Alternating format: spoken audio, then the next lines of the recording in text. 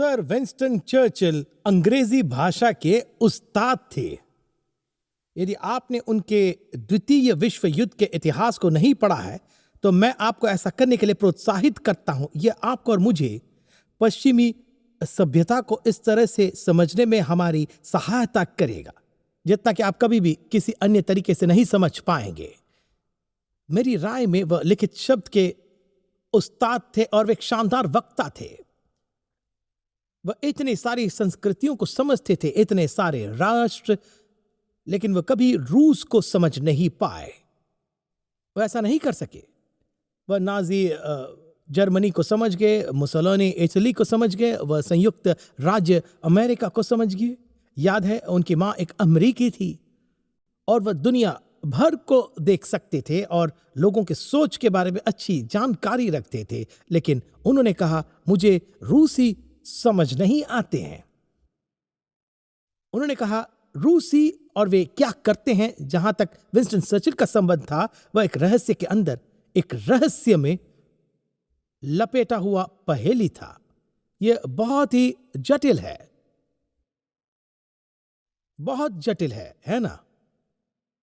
अब हम चर्चिल को रूस को समझने में मदद कर सकते हैं, क्योंकि रूस पूरी तरह से नास्तिक राष्ट्र था और इसलिए कई बार हम नहीं समझ पाते हैं कि लोग क्या करते हैं और वे कैसे सोचते हैं, या वे कैसे मतदान करते हैं, या कैसे जीते हैं। हमें समझना होगा, अगर वे सिर्फ मानवीय दृष्टिकोण से सूर्य के नीचे जीवन को देख रहे हैं तो वे तर्कसंगत रूप से नहीं सोच सकते हैं, वे तार्किक रूप से नहीं सोच सकते, वे अंधे हो गए। और इसलिए चर्चिल किसी भी तरह से यूएसएसआर के बारे में इस तथ्य को भूल गए थे और वो कहते हुए, आपको पता है, एक रहस्य में लपेटा हुआ पहेली के जैसा है, जो कि खुद एक पहेली से घिरा हुआ है। और जैसा कि हमने सबोपदेशक का अध्ययन किया है, हम कह सकते हैं, मैंने जब वह पुस्तक पढ़ी मैं यही पहुंचता हूं, क्योंकि हमारे अध्ययन में बहुत से रहस्य हैं और हमारे आसपास बहुत सारे रहस्य हैं और सब हमारे आसपास है। जरा ऊपर देखिए, तारों के आकाश को देखिए। मैंने इस हफ्ते ह्यूंग रास की किताबों में से एक उठाया। मैं बताता हूं, आपको तब तक उतना दूर नहीं जाना होगा जब तक कि आप इस शानदार खगोल शास्त्री को हमें उन क्षेत्रों में ले जाते महसूस करेंगे जहां कि हमें वह ब्रह्मांड के बारे में, सौर मंडल के बारे में क्या कह रहा है, यह समझने के लिए एक शब्दकोश और किसी और की मदद की जरूरत पड़ेगी। हमारे ऊपर रहस्य है और वे प्रकाश की गति से दूरी मापते हैं। जरा सोचिए, और वे उसे हजारों सालों में मापते हैं। तो हमारे ऊपर आकार और दूरी का एक रहस्य है। और जब हम देखते हैं, न केवल एक दूरबीन के माध्यम से, बल्कि हम एक माइक्रोस्कोप से इन सभी छोटी छोटी चीजों को देखते हैं, जो कि एक हर जगह है। मेरा एक माइक्रोस्कोप के नीचे मेरा हाथ, आप कह सकते हैं, उन सबको देखो। हे परमेश्वर, क्या आपने एक महीने में अपना हाथ कभी धोया नहीं? देखिए, हमारे पास एक रहस्य है जो छोटा है। जब हम बच्चे थे, हम कहते थे नन्ना सा, वो बहुत बहुत छोटा और बहुत करीब होता है, जबकि यह रहस्य बहुत बड़ा और बहुत अलग है। हर जगह रहस्य है। जरा ऊपर देखिए, नीचे देखिए, भीतर देखिए, रहस्य रहस्य रहस्य, पहेलियां, रहस्य, सब जीवन का एक हिस्सा है। बहुत सारी गहरी चीजें, बाइबल रहस्यों से भरा है। और निश्चित रूप से, जैसा कि हमने सबोपदेशक की पुस्तक का अध्ययन किया है, मैंने कहा सभी संभावनाओं में यह सुलेमान की आत्मकथा है। लेकिन जैसा कि मैंने इसका अध्ययन किया है, मैं लगभग उसे बदल रहा हूं। मुझे लगता है कि यह लगभग उसकी यादों की तरह है, यह लगभग उसकी दैनिक शांत समय की किताब की तरह है, क्योंकि यह एक शानदार दार्शनिक है जो जीवन के विस्तृत दृष्टिकोण को साझा कर रहा है और वह वहां मौजूद सभी रहस्यों को देखता है और वह हमें चीजों का सामना करने और उन चीजों के बारे में प्रश्न पूछने के लिए प्रेरित करता है, जिन्हें हम शायद बाइबल के किसी भी अन्य पुस्तक में कभी नहीं करते। याद रखें, यह पहली किताब है जिसे हमें पढ़ना चाहिए, क्योंकि यह बड़े प्रश्न पूछता है जिसे कि शेष परमेश्वर का वचन उत्तर देता है। और तो हम यहां 8वें अध्याय के मध्य में आते हैं और एक बार फिर हम एक रहस्य में लपेटे एक पहेली का सामना कर रहे हैं, जो कि एक पहेली के अंदर डाल दिया गया है। वो शुरू करता है और उसकी लेख बहुत सरल है। जीवन रहस्य से भरा हुआ है, क्या कोई उस पर बहस करना चाहता है? और फिर वह बस रहस्यों को दोहराता है। वह कहता है, तब मैंने देखा, ये 8 का वचन 10 है, तब मैंने दुष्टों को गाड़े जाते देखा, अर्थात उनकी तो कब्र बनी, परंतु जिन्होंने ठीक काम किया था वे पवित्र स्थान से निकल गए और उनका स्मरण भी नगर में न रहा। यह भी व्यर्थ है। क्या कह रहा है यहां ढोंग? यह भी रहस्य है। वह क्या कह रहा है यहां? ढोंग का रहस्य है। वैसे कुछ महीने पहले किसी ने कहा, आप जानते हैं मैं चर्च नहीं जाता क्योंकि वहां बहुत सारे कपटी है। मैंने कहा, चलो आओ हमसे जुड़ जाओ, आप वहां ठीक से फिट होंगे। ये कपट का रहस्य है जिसे हम यहां देखते हैं। वो क्या कह रहा है? यहां कोई ऐसा व्यक्ति है जो बहुत दुष्ट है, जो पवित्र स्थान के अंदर बाहर जाता है और उनका एक असाधारण दफन हो सकता है, और वे पवित्र स्थान के अंदर बाहर गए हैं, लेकिन वे अपने जीवन में अधर्मी हैं। मैंने जॉन गॉटी के बारे में सोचा। आपको याद है? डैपर डॉन, माफियोसो, न्यूयॉर्क शहर में माफिया के दुष्परिणामों का नेता, सैकड़ों और सैकड़ों लोगों के सम्मान के साथ वह एक असाधारण अंतिम संस्कार था उन सभी ईसाई प्रतीकवाद के साथ जिन्हें कि आप उस समय खरीद सकते थे, और उसे क्वींस में एक कब्रिस्तान में दफनाया गया था जिसे परमेश्वर का पवित्र एकड़ कहा जाता है। क्या आप एक वचन देखते हैं? कपट का रहस्य, कपट हर जगह है, सुलेमान कह रहा है। और फिर वह इसमें अगले रहस्य के बारे में बात करता है। वह हमें यहां एक पूरी सूची देता है। वह कहता है, परंतु दुष्ट का भला नहीं होने का और न उसकी जीवन रूपी छाया लंबी होने पाएगी, क्योंकि वह परमेश्वर का भय नहीं मानता। और वह कहता है एक व्यर्थ बात पृथ्वी पर होती है, अर्थात ऐसे धर्मी हैं जिनकी वह दशा होती है जो दुष्टों की होनी चाहिए, और ऐसे दुष्ट है जिनकी वह दशा होती है जो धर्मियों की होनी चाहिए। मैं कहता हूं यह व्यर्थ ही है। वह यहां अन्याय के रहस्य के बारे में बात कर रहा है। रहस्य, उसमें बहुत कपट है। उस रहस्य में बहुत कपट है, उसमें बहुत अन्याय है। इसके बारे में एक रहस्य है। मान लेते हैं आप 4थे वार्ड में पैदा हुए थे। आपकी मां कई यौन संक्रमित बीमारियों से पीड़ित थी। वह कोकीन के लत में थी। वह वेलफेयर के 3री पीढ़ी प्राप्तकर्ता थी। अपने जीवन में कभी नौकरी नहीं की। वास्तव में वह नहीं जानती है कि आपके पिता कौन है। वह 4थी कक्षा से बाहर हो गई थी। अपना नाम हस्ताक्षर कर सकती थी, वास्तव में पढ़ नहीं सकती।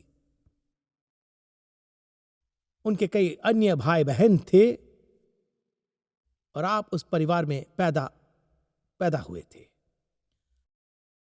आप 21 साल के हो जाते हैं। आप अपने जीवन को मुड़कर देखते हैं। क्या आपको लगता है कि कोई अन्याय हुआ है? क्या आपको कुछ अन्याय लगता है? यही सुलेमान कह रहा है। कोई यहां है जो दुष्ट है और उन्हें पुरस्कृत किया जाता है जैसे कि वे अच्छे हैं। यहां कोई है जो अच्छा है, उन्हें पुरस्कृत किया जाता है जैसे कि वे दुष्ट है। यहां कोई ऐसा व्यक्ति है जो बच्चे के जैसे निर्दोष है और उन्हें ऐसी परिस्थिति में डाला जाता है जिससे बाहर आना असंभव है। क्या आप वहां कोई अन्याय देखते हैं? यहां एक बढ़िया ईसाई परिवार है। वे एक SUV में है और वे अपने परिवार के साथ सैर कर रहे हैं। वे अंतर्राज्यीय मार्ग पर है। मां, पिता, 4 बच्चे एक अच्छा समय बिता रहे हैं, लेकिन टैंगलवुड में रहने वाला एक नशे में है। बहुत पैसे वाला है, लेकिन वह नशे में है और वह लाइन पार करता है और वह इस परिवार से सीधा टकराता है और वे सभी सारे मर जाते हैं। बच्चे और मां सभी पिता को छोड़, और वह स्थायी रूप से अक्षम हो जाता है। क्या आप वहां कोई अन्याय देखते हैं? वहां कपट का एक रहस्य है, वहां अन्याय का एक रहस्य है। वह आगे बढ़कर कहता है कि वहां आनंद का रहस्य है। देखिए, वह कुछ भी नहीं छोड़ता। क्या वह बहुत बढ़िया विचारक नहीं है? मेरा मतलब सुलेमान बस हमें अंधाधुंध रूप से इन सभी रहस्यों और इन सभी पहेलियों और इन सभी गहरे गहरे प्रश्नों में रखता है जिन्हें कि हम सामना करना पसंद नहीं करते हैं। और यहां आनंद का रहस्य है। वह कहता है, वचन 15 देखिए, तब मैंने आनंद को सराहा, क्योंकि सूर्य के नीचे मनुष्य के लिए खाने पीने और आनंद करने को छोड़ और कुछ भी अच्छा नहीं, क्योंकि यही उसके जीवन भर जो परमेश्वर उसके लिए धरती पर ठहराएगा, उसके परिश्रम में उसके संग बना रहेगा।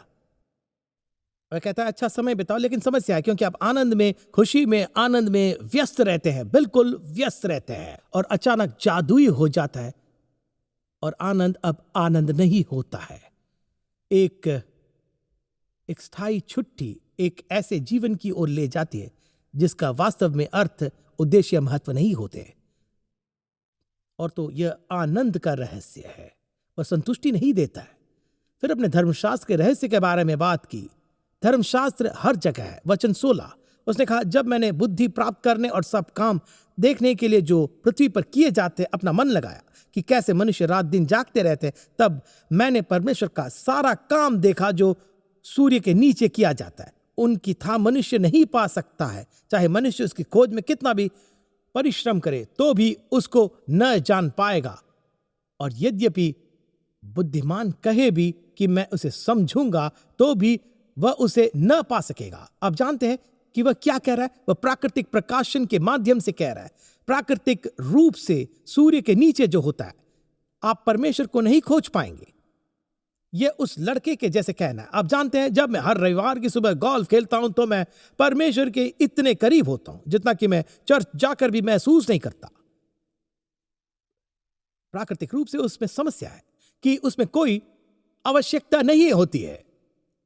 आप उस तरह जी सकते हैं, अपना जीवन जी सकते हैं। और तो वह कहता है, मैंने धर्मशास्त्र के बारे में सब कुछ खोजा है। आप प्राकृतिक प्रकाशन से परमेश्वर के बारे में बहुत कुछ नहीं जान सकते हैं। आप देखते हैं कि परमेश्वर मजबूत है। आप देखते हैं कि वह सही होता है।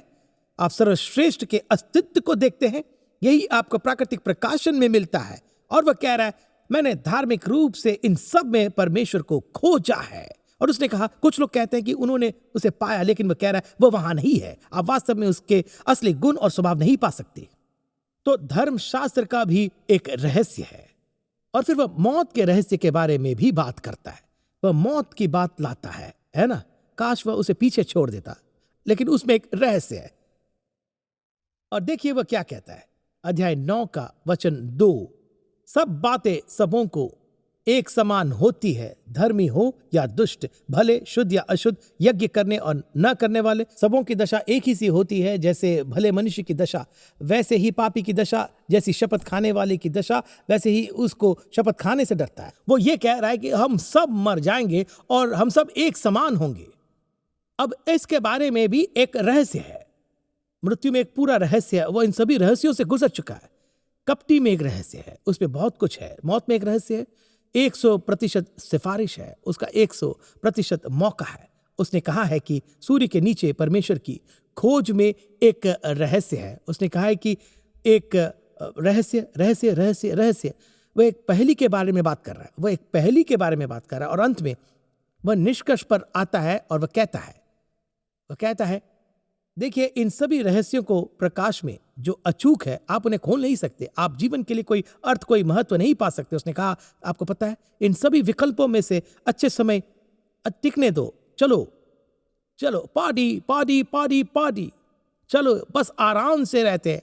और फिर ये अगला वचन उसने कहा, अपने जीवन को खुशी से भरो।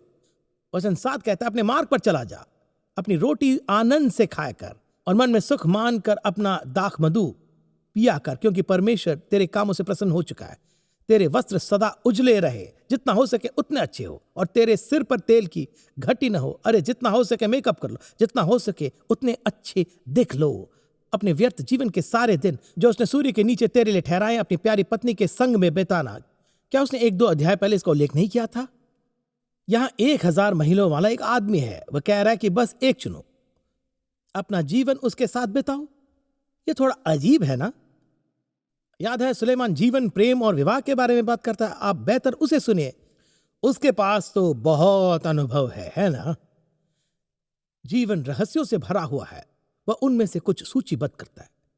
इसलिए जीवन की अर्थहीनता के प्रकाश में, जीवन की व्यर्थता में, जीवन के बारे में सभी प्रश्न जिन्हें हम समझ नहीं सकते, खैर बस अपने जीवन को खुशी से भरो। और फिर वह एक वचन में सबसे गहरे रहस्य को प्रस्तुत करता है।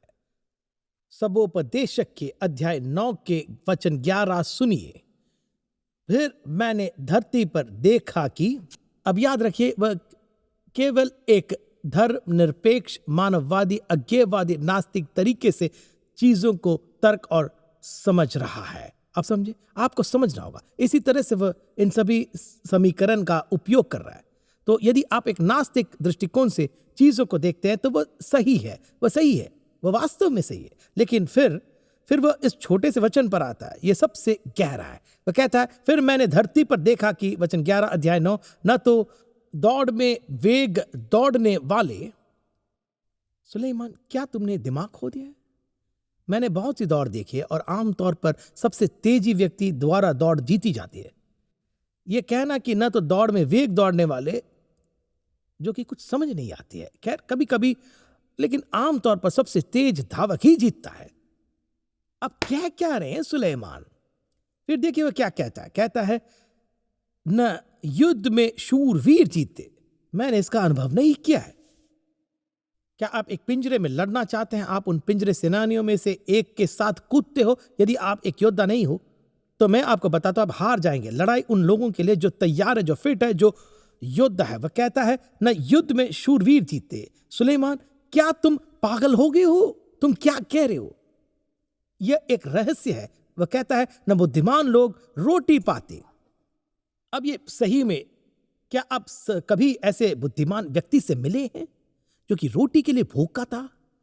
मैंने कभी इसके बारे में नहीं जानता। सुलेमान, ये गहरा है, ये पागलपन है। और फिर वो कहता है, न समझ वाले धन। अब ये पागलपन है। यदि आपके पास समझदारी है, मेरा मतलब यदि आप समझ सकते हो तो आपके पास तरीके होंगे, आप भूखे नहीं रहेंगे, आपके पास कोई रास्ता होगा। वो कहता है, धन समझ वाले व्यक्ति के पास नहीं जाता, वह बिल्कुल जंगली हास्यपद है। मैं उसके साथ पूरे दिन बहस करता। तुम किस बारे में बात कर रहे हो? किस बारे में बात कर रहे हो तुम? और फिर वह इसे जोड़ता है। वह कहता है, न प्रवीणों पर अनुग्रह होता है।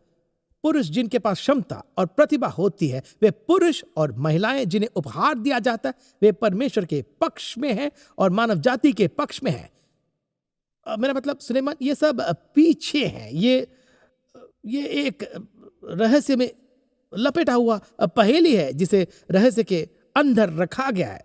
विशेषकर यह वचन, जब तक आप इसके अंतिम तक नहीं पढ़ते तब तक यह सबसे गहरी, सबसे अजीब चीज है। देखिए क्या कहता है। वे सब समय और संयोग के वश में है।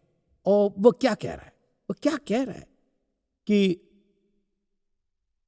तेजी दौड़ हार जाते हैं, अमीर भूखे रहते हैं, समझदार इसे नहीं समझते। वह इन सभी चीजों के माध्यम से जाता है जो कि हम जानते हैं और तर्कसंगत सोचते हैं, उसके विपरीत है। वह कहता है कि निर्णायक बात समय और संयोग है। सही जगह, सही समय, बैंग। मैं कल रात चर्च से घर जा रहा था और उस वक्त मैंने रेडियो ट्यून किया और कोई जो शेयर बाजार के बारे में बात कर रहा था, जिसे मैं जानता हूं, उस लड़के ने कहा, यदि आपका समय सही है तो आप शेयर बाजार में बहुत पैसा कमा सकते हैं। खैर, आपको इसे लिख लेना चाहिए। वह कितना स्मार्ट है। यह आदमी एक अद्भुत स्टॉक विश्लेषण है। हेलो, समय और संयोग सब कुछ उपभोग करता है ना? आप सबसे तेज हो सकते हैं और हार सकते हैं। यदि समय और संयोग है तो आप बुद्धिमान हो सकते हैं और उसे पा नहीं सकते। आप समझदार हो सकते हैं और आप असफल हो सकते हैं। ये सभी ये समय और संयोग है। सुलेमान क्या कह रहा है? कोई कह सकता है कि वह खराब खेल रहा है, चलो आओ।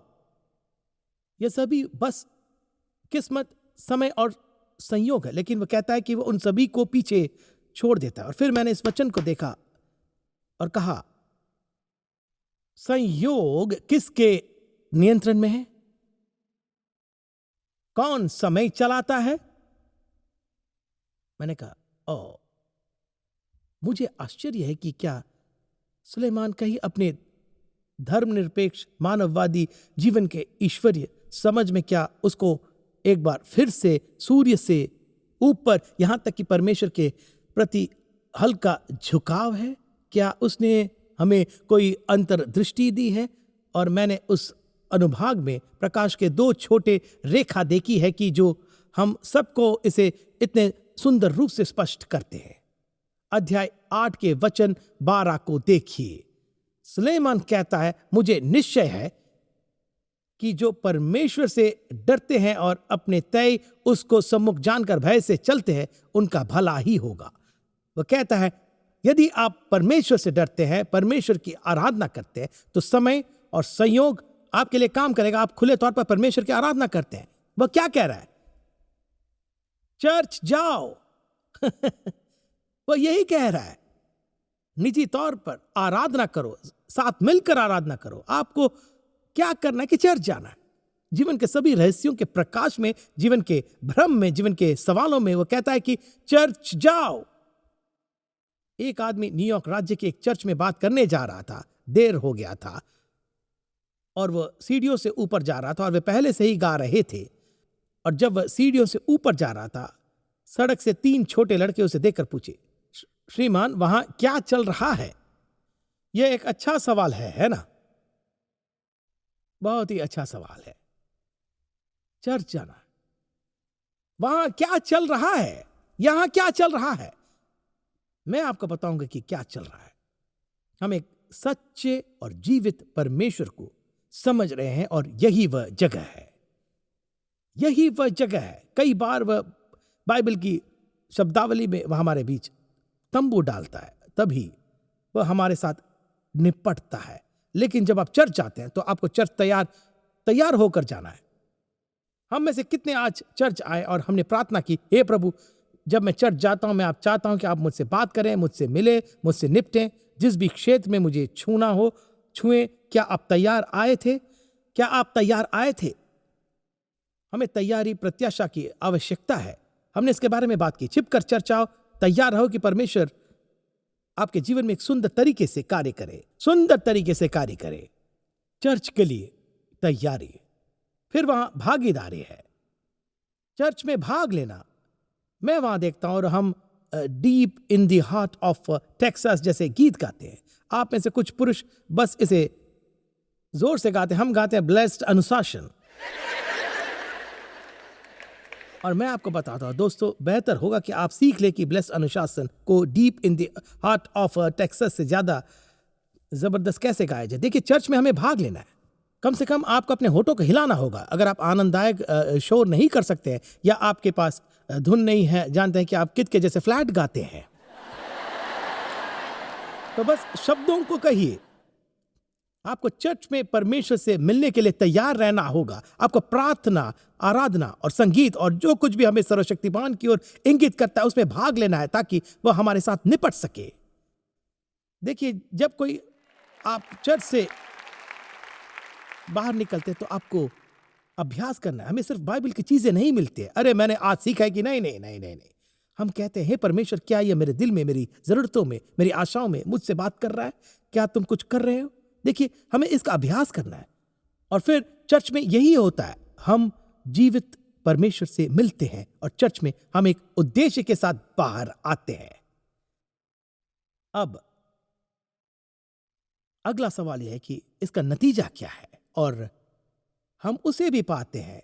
यहां संयोग है, यहां संभावना है। सबोपदेशक के अध्याय 9 को देखिए। सुलाइमान कहता है, यह सब कुछ मैंने मन लगाकर विचारा, कि इन सब बातों का भेद पाऊं कि किस प्रकार धर्मी और बुद्धिमान लोग और उनके काम परमेश्वर के हाथ में है। वह क्या कह रहा है? ये सब रहस्य जीवन में जो कुछ भी हो रहा है, जब हम निजी और सामूहिक रूप से आराधना करने वाले बन जाते हैं तो हमारा पूरा जीवन कहां जाके पहुंचता है? कहां पहुंचता है? परमेश्वर के हाथ में। क्या ये जबरदस्त नहीं है? परमेश्वर के हाथ में होना। बाइबल में हाथ और बाहों शब्द का 200 बार उल्लेख किया गया है। और वह कह रहा है, देखिए, जब हम निजी और सामूहिक रूप से आराधना करना सीख लेते हैं तो हमें जीवन में एक उद्देश्य मिलता है।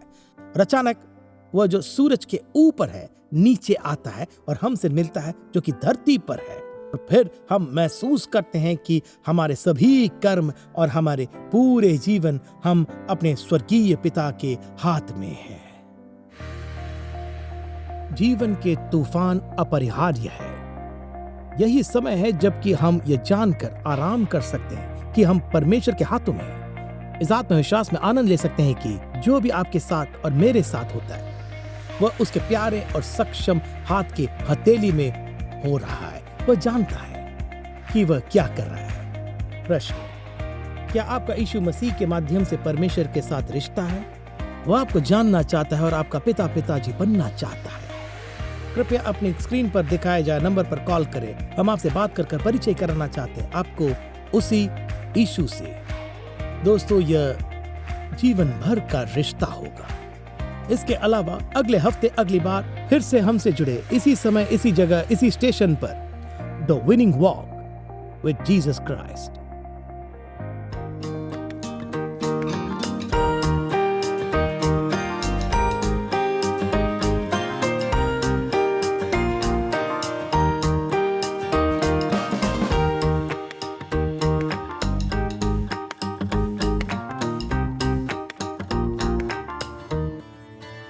हम पूरे भारत में यीशु मसीह के सुसमाचार का प्रचार करने के लिए बहुत ही उत्साहित हैं। परमेश्वर भारत में अद्भुत चीजें कर रहे हैं और मुझे विश्वास है कि इस शानदार देश के लिए अभी और सबसे अच्छी चीजें आना बाकी है। मैं चाहता हूं कि आप ये जान ले कि बहुत संसाधन उपलब्ध है। मैं इसे DQT कहता हूं, दैनिक शांत समय। DQT वह समय है जो हम परमेश्वर के साथ बिताने के लिए हर दिन कुछ समय अलग करते हैं। हम बाइबल पढ़ते हैं, प्रार्थना करते हैं, उनकी बातें सुनते हैं। दिन का सबसे महत्वपूर्ण हिस्सा है ये। अपना DQT प्राप्त करने के लिए वेबसाइट पर जाएं, winningwalk.org और दैनिक भक्ति के लिए साइन अप करें। प्रत्येक दिन एक पवित्र शास्त्र का भाग, एक संक्षिप्त विचार और एक प्रार्थना आपके स्मार्टफोन या आपके कंप्यूटर पर दी जाती है। जहां भी आप हैं वहां इसे पढ़ना आसान है और मैं चाहता हूं कि आप ये जान लें कि मैं आपके लिए प्रार्थना कर रहा हूं। परमेश्वर पूरी दुनिया में महान काम कर रहा है और मैं आपके साथ इस विनिंग वॉक में जुड़ने के लिए बहुत ही आभारी हूं।